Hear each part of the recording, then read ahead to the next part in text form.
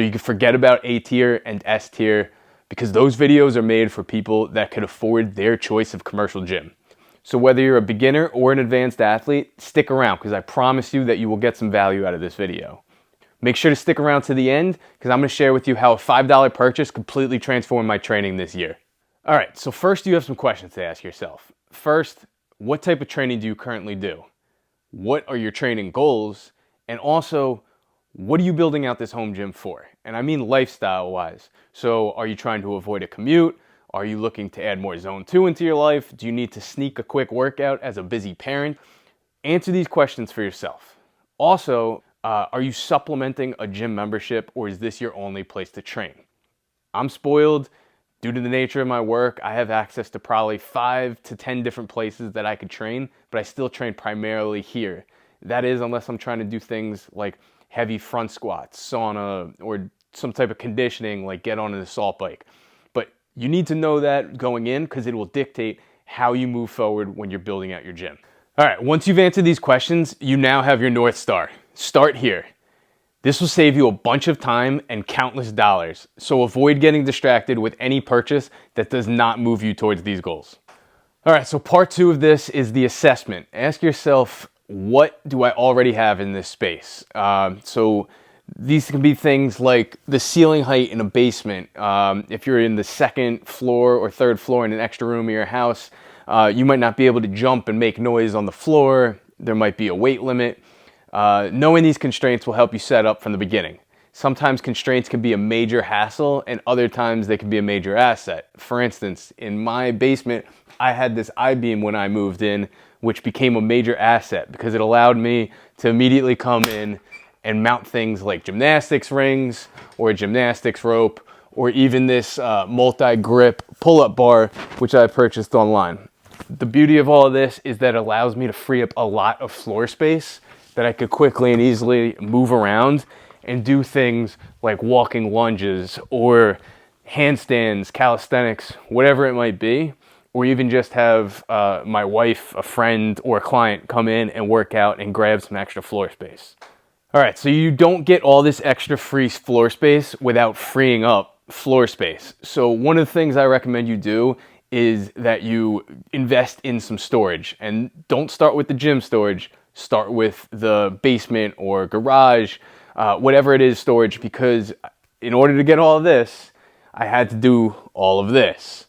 That is, buy racks off of Amazon. I got bins for all my tools to get these things off of the floor and out of the way to the side. All of this allows me to free up space that I can fit and prioritize my mats and this clean working space that I can then use for fitness. So I got this home gym storage rack on Amazon for just over $100. It's pretty legit. It holds all of my kettlebells, dumbbells. It has a pegboard looking system on the top in order to mount things like my jump rope and some bands and weight collars. And it pretty much just holds everything else that I need to be able to keep stored. I keep the crossover Symmetry mounted to the front of it for quick, easy access. Resistance bands on the side, yoga mat, things like that. So when I first moved into this place, the floor was bare, there wasn't any mats yet, and all of these items of equipment were basically just thrown across the floor. So this was a great way to get everything off of the floor and neatly packed onto the wall. I'm able to keep my timer on the top. One of the best pieces that I got here is that the crossover Symmetry is not only hooked up to be mounted here for quick, easy access, but I also have the ability to lock into the lower portion. So that way, if I want to do any sort of pulling exercise, I can do so pretty quickly with it already being set up, which saves a lot of time for warm up and prep, things like that. And it stores neatly out of the way. One thing I definitely will caution you with for that though, is I have a couple 100 pounds worth of weight on this. This is not secured to the wall and it is on wheels. So I did have to toy with some stuff to prevent this thing from tipping over every time I use the crossover Symmetry. I normally only use the yellows. If I use the blues, I'll hook it up to the wall because too much resistance, I'll pull it right over.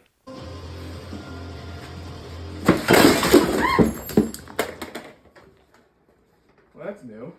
So be careful with things like that. All right, so now that you have a little bit of a plan, it is time to start. You could start buying equipment, but start with the essentials. When I started building out this particular home gym, I bought the gymnastics rings before I even set up the floors because it was that important to just start moving. What I would recommend for those beginners is to start with one piece of flooring, either a horse stall mat, or you could do something like a yoga mat over here, and either a dumbbell or a kettlebell. And that is literally it. It is enough to start going, and you could get a lot of work done with just that. If that's not in the budget, if it's too much, one of the things I would definitely recommend is you could start by getting something like a resistance band and a Abmat. One of the things that you could use the Abmats for is a pad. It's basically a piece of flooring. If you want to put your knees down on it while you're doing a movement, you could put your lower back or your head down there. If you're doing something like a pike push-up or a handstand push-up, you could use it as a target that you bring your head down towards when you're doing calisthenics movements. And then in addition to that, the band. Why would you get a band? Number one, because it's cheap, but also it allows you to do quick and easy things like you could push, you could pull, you could even hinge and overhead squat. You could double it up and put it around your knees to do something like a monster walk or a squat from this position. So you can get a lot of quality work done with very little, but the important part is you have to start somewhere. All right, so speaking of the resistance band, I did want to go back to the I-beam because all of these things are secured, but what you could do is unscrew it and remove these items. And if you have the resistance band and that, you have an anchor that you could do a lot of things with. You could either do a face pull or something like that to get some sort of pulling motion in, or if you wanted to double it up and go across this way, you could even do a workout finisher like tricep pushdowns or something like that to get a little bit more of a stimulus and a pump that you might not be able to do with the limited equipment in a home gym. So if your budget allows, I would definitely recommend getting a full set of resistance bands with the thicker ones included. This is something that whether your budget is a couple of $100s or $1 million, I would recommend athletes investing in. One of the things that I've recently started to do is grab the extra thick band and use it for things like band resisted sprints or high knees or marching, which will allow me to get some sort of versatility of movement inside, even when, say, it's snowing or bad weather out. So another awesome option with the bands is to wrap the band around your waist when doing things like good mornings, or you could use it to increase the intensity of the weights that you currently have by wrapping it around, say, a dumbbell. So one simple example of how you could use these bands is on something like a bicep curl. What I would do is wrap it around the inside of one of the bells and then step on the middle, and you could do the same on the other bell. And then what you're going to do is you're going to continue to do your regular bicep curl, but not only is it now banded, but there's force going to turn in. So you have to actively turn against the weight, resistance, and the band. So that way you can make your light weights feel pretty heavy in a home gym. All right, I don't want to bore you with a full walkthrough of every piece of equipment in the gym, so I'm going to share just a select few that I've found to be super versatile for a home gym training. And we are going to start with first one up, which is the Sandbag. I got mine from Rep Fitness. This thing is loadable. It says from 50 to 125 pounds. I filled it up with 100 pounds of sand in 3 bags. So I basically have the options between 33, 66, and 100, give or take. It has multiple handles, but what I typically like to use it for are things like odd object carries. You could hold it for walks for extended durations, and cleans, shoulders, or I'll just put it on a shoulder and do like almost like a Turkish get-ups off the ground. Phenomenal training tool, especially for first responders, and it's super affordable in comparison to getting a bunch of different equipment to load up. One of the things I never really see people use these for is drags. If you grab the handle on the end It is a phenomenal thing to do one-armed drags across the length of your gym. Sometimes I might even hook it up to a rope and do some pulls and drags. It gives you an affordable, cheap option to basically act as like a sled inside the home. All right, in no particular order, these squat wedges are up next. I like these because they're super light. They are, it says 2 inches on the high end. Got it on Amazon, big surprise there. I like to use them for things like cyclist or sissy squats. You could use them to grab some range of motion if you're having a tough time learning how to squat. Or what's another sneaky one that I don't see enough people doing is single leg calf raises. So if you bring it up to the wall, you could use it to support yourself while you're doing something like a single leg calf raise. And if you're unable to do your full weight, you could also sit down on one of these boxes, load some dumbbells up onto your thighs, and you're able to do seated calf raises. It's just something to change up your training. Great option to have, super affordable, and they're easy to store away at a home gym. So another item that I'd recommend that's not too common is a landmine attachment. Basically what you do is pop it onto the end of a barbell, like so, and then that's it. Now you stick it into the corner of a room. I've even used it in the middle of a room, but putting the sandbag in front of it to secure it from moving around.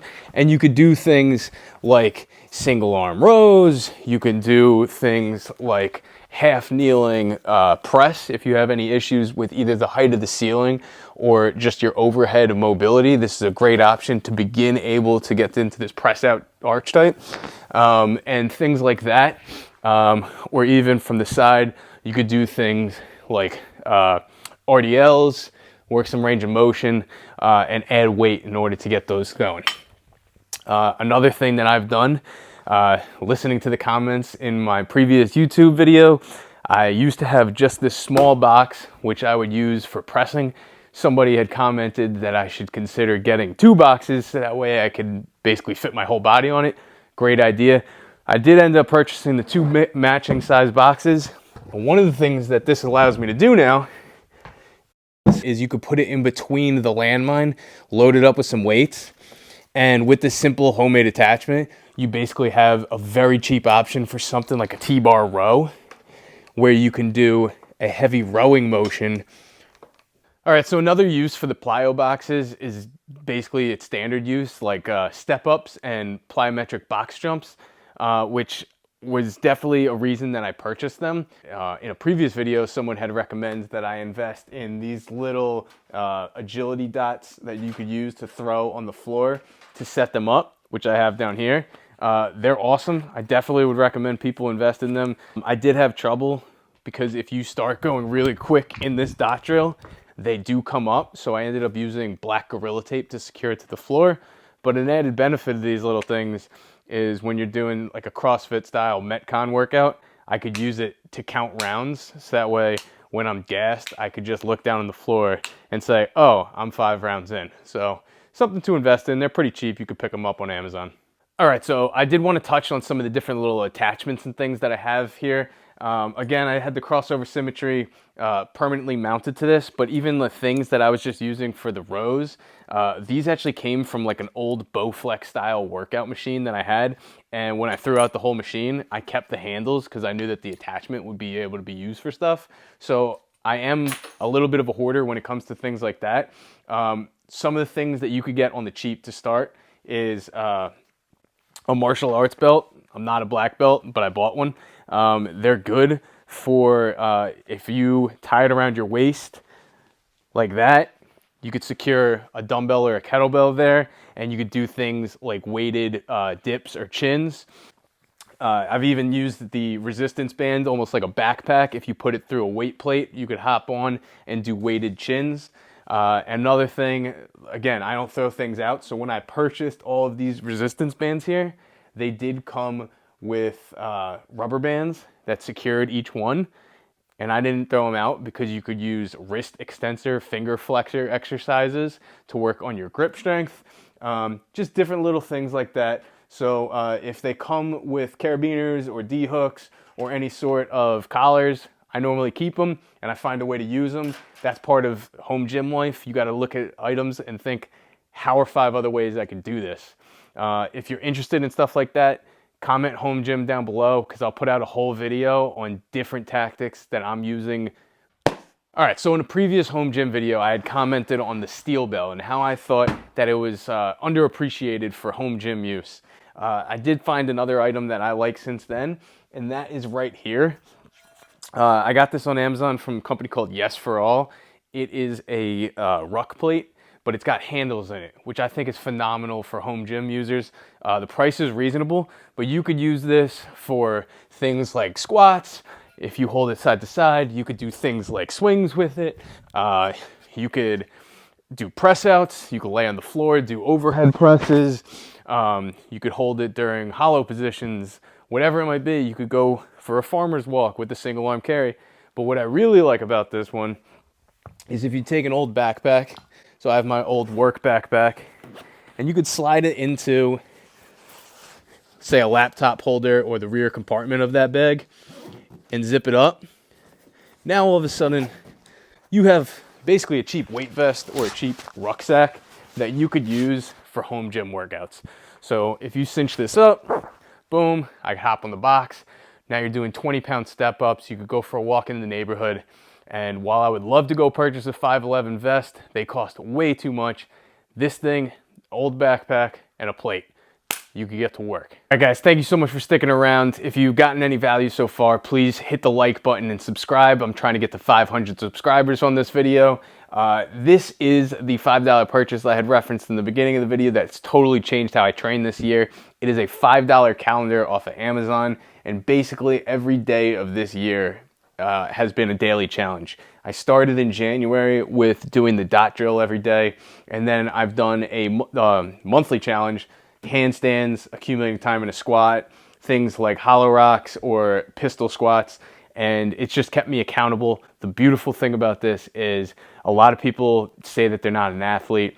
If you mark down something to do every single day, it doesn't matter if it's 30 seconds or 2 minutes, and you do something every single day, you are an athlete. You are prioritizing your health and fitness, and this is a constant reminder to make you do it. So can't emphasize enough how $5 could go a long way.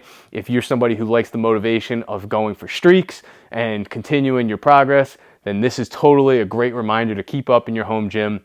You could put it next to your whiteboard or down the stairs, so that way every day you're reminded to get back to work. Great buy, great home gym value.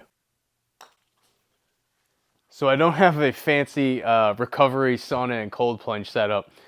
Just a little putting green and a place to go grab a drink in the corner. But this is the home gym. It gets the job done.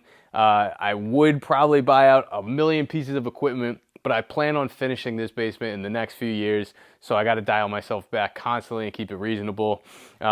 Any gym owner will know that the gym is never done being finished. So don't wait till it's perfect. Just get started. Start today. You won't regret it. All right. Until then, stay ready, stay safe.